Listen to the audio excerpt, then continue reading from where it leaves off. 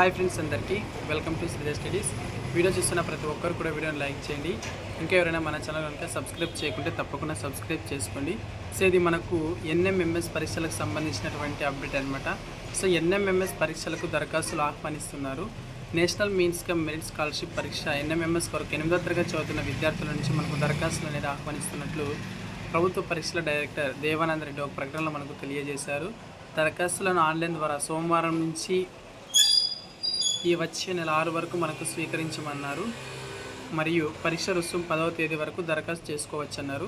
ప్రభుత్వ జిల్లా పరిషత్, municipal, aided, మండల పరిషత్, ప్రాథమికోన్నత పాఠశాలల వసతి సౌకర్యం లేని ఆంధ్రప్రదేశ్ ఆదర్శ పాఠశాలలో 8వ తరగతి చదువుతూ కుటుంబ సంవత్సర ఆదాయం 3,50,000 లోపు ఉన్న వాళ్ళందరూ కూడా మనకు అర్హులనేది తెలియజేశారు. పరీక్ష రుసుము ఆన్లైన్ అప్లికేషన్లో ఇవ్వబడిన SBI లింక్ ద్వారా మాత్రమే చెల్లించాలి.